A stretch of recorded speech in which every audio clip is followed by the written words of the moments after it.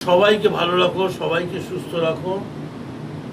নতুন যে সরকার এসছে সেই সরকারের মুখ্যমন্ত্রী শুভেন্দু অধিকারী, তিনিও নানা কাজ করার চেষ্টা করছেন, তাকেও ভালো রাখো। আবার যারা বিরোধী, যারা সরকারের ভুল ধরিয়ে দিতে যায়, তাদের দিকেও তাকিয়ে থাকো।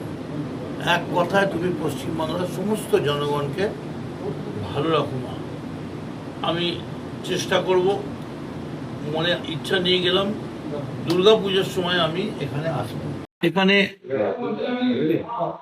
সারা পশ্চিমবঙ্গে যেন শান্তি থাকে, চারিদিকে মারামারি গন্ডগোল মানুষ পছন্দ করছে না।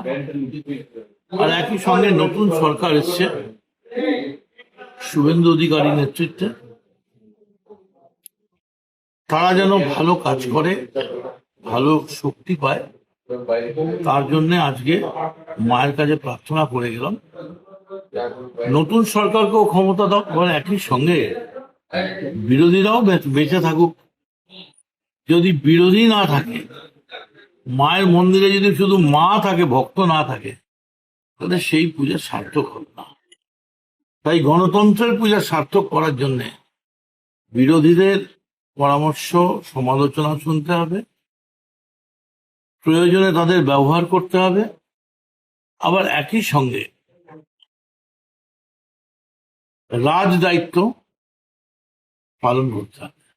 রাজ্যের রাজনীতি নিয়ে কিছু বলবেন?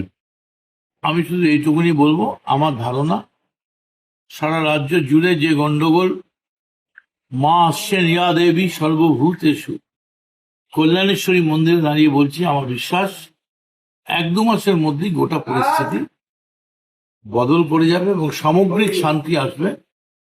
বাংলার একেবারে তরুণ মুখ্যমন্ত্রী শুভেন্দু অধিকারীর নেতৃত্বে, কিন্তু একই সঙ্গে সেই মুখ্যমন্ত্রীর কাছে আমার প্রার্থনা, আমার অনুরোধ, আপনিও দেখুন যে রাজা সবার দেয় মান, সে মান আপনি ফিরে পান, যাতে পশ্চিমবঙ্গে গান ওঠে আমরা সবাই রাজা, আমাদের এই রাজা রাজা।